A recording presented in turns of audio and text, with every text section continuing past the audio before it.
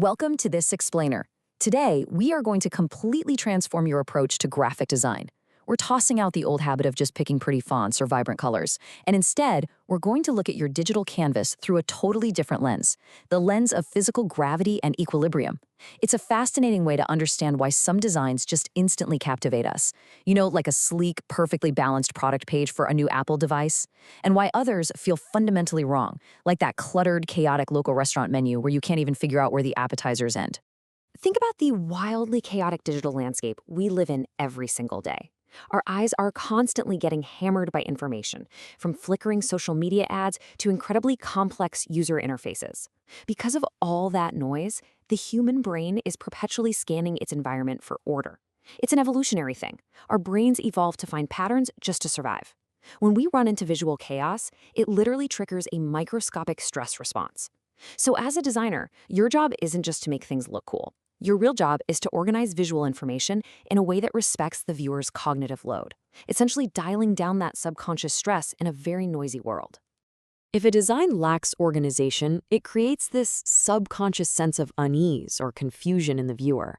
Just like a physical object needs a clear center of gravity to stay upright, a digital layout needs a precise distribution of elements to keep it from feeling like it's, well, tipping over. When you actually achieve that, your work suddenly feels stable, professional, and entirely intentional. So here is our roadmap for today. We're going to decode visual weight, look at the 3 pillars of balance, explore the absolute magic of negative space, dive into the psychology of design, and finally, master your design workflow. Let's jump right in. Section 1. Decoding visual weight. Let's figure out this whole gravity thing. Everything on your screen has gravity. Visual weight is the concept that absolutely every element in your design, whether it's a heavy block of text, a high-contrast photograph, or a bright splash of color, carries a specific, measurable amount of mass, and that mass physically pulls on the composition. If you start viewing your digital canvas as a physical scale rather than just a flat workspace, it's a total revelation. You can quickly see exactly where elements are pulling the design down and where you need to redistribute them to hit perfect equilibrium. It completely shifts how you structure your layouts. There are a few distinct factors that determine how heavy an element feels. Size is the most obvious one, right? Larger elements carry more mass. But color plays a massive role too. A warm, saturated red is going to anchor a page much harder than a cool, light blue. High contrast aggressively grabs the eye, adding instant visual weight. Complex, intricate textures draw way more attention and feel heavier than smooth, flat surfaces. And finally, position. An element placed further away from the central axis of your design exerts more leverage, kind of like sitting at the end of a seesaw. It creates a much stronger pull on the viewer's eye. Understanding these variables gives you absolute control over the density of your design. When you combine these properties, you build really powerful anchors. Large, dark, highly textured, and high-contrast items drag the viewer's eyes straight down, giving the layout a solid foundation. On the completely opposite side of the scale, small, muted, flat, low-contrast elements placed near the center act as a much lighter counterbalance. By mixing and matching these traits, you literally control the gravity of your layout. You can offset a massive, heavy photograph on one side of the screen with a few carefully placed, highly saturated buttons on the other. It's this constant, delicate calculation of weight and pull. Section 2. The 3 pillars of balance. How do we actually arrange all this visual weight? First up is symmetrical, or formal balance. This is definitely the most intuitive form. Think of the human face or a traditional wedding invitation. If you folded the design right in half, both sides would be virtually identical.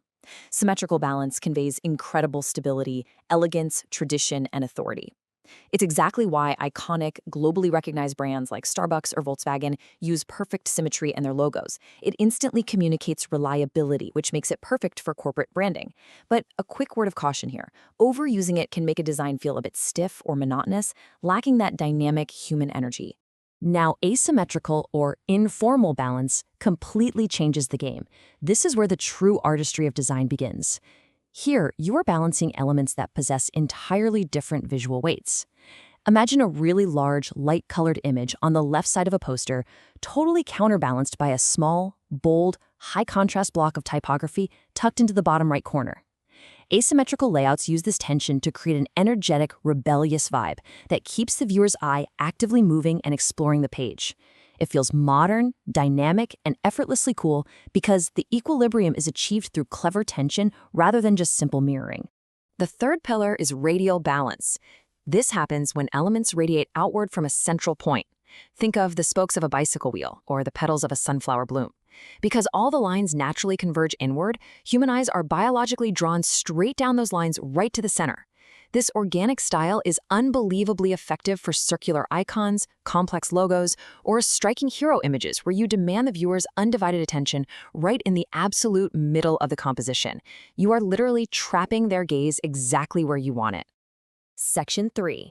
The magic of negative space, the secret ingredient of the pros. It creates a massive paradigm shift in your workflow when you finally realize that the greatest tool for achieving balance is actually the absence of elements. You don't always need to add something to fix a design. Often, you just need to leave it completely empty. Novice designers usually try to achieve balance by filling every single inch of the screen, which is essentially just shouting at the viewer from all sides. But true professionals, they understand the profound power of nothingness. Negative space acts as the breathing room of your design. It gives the eyes a place to rest and provides a much-needed buffer between heavy visual elements. Think of the most luxurious brands in the world. Apple, Vogue, Tesla. What do their websites have in common? Absolute oceans of negative space. When a composition feels hopelessly cluttered, it is almost always because there is no negative space acting as a counterweight. By simply increasing the margins or the padding around your text, you shift the visual weight and instantly create a sense of elite, premium clarity. Section 4. The psychology of design. We are hardwired for order. When our brains look at a perfectly balanced corporate website, we experience this moment of profound relief. We don't have to burn calories trying to understand where to look. This subconscious ease builds immediate trust, making the brand feel professional, safe, and deeply reliable. But conversely, an off-balance layout is a deliberate psychological tool. If you are designing for the edgy chaos of a music festival, an extreme sports drink, or a brand meant to fiercely challenge the status quo, purposefully making the design unbalanced triggers feelings of motion, anxiety, and rebellion. You're intentionally throwing the viewer off kilter just to make them feel alive. I really want you to internalize this concept. Balance is not some rigid rule that you have to blindly follow every single time you open up your design software. It is a toggle switch, and you are in total control of this psychological toggle. You can crank it all the way up for absolute, unshakable professionalism, or turn it down to create loud, energetic disruption that stops people dead in their tracks. The key to great design is simply being incredibly intentional about exactly what you want your viewer to feel when they look at your work. Section 5. Master your design workflow. Let's get into some practical design steps. If you are ever struggling with a layout, use these 4 practical tools right now. First, the squint test. Physically step back and squint your eyes to blur the details. This instantly reveals if one side of your composition feels too heavy as a broad, muddy shape. Second, the mirror trick. Flip your entire canvas horizontally. We become completely blind to our own designs after staring at them for hours. This trick bypasses your brain's habituation to the layout, forcing your right hemisphere to process the shapes entirely anew and exposing any unintended visual pull. Third, establish your hierarchy first by anchoring your heaviest hero element, then build the rest of your balance around that. And fourth, always use a grid. Grids are your structural scaffolding. They force you into a system that naturally creates invisible, beautiful order. Balance is the steady hand that guides a viewer through your visual narrative. It's the invisible thread that ties totally disparate photographs, typography, and icons into a single cohesive unit. So as you leave this explainer to go create your next digital experience, always remember to stop focusing just on the aesthetics of your individual fonts of colors. Step way back, look at the entire canvas, find that invisible thread of equilibrium, and ask yourself this one foundational, provocative question. If you picked this layout up by the exact center, would it tilt or would it hold perfectly steady?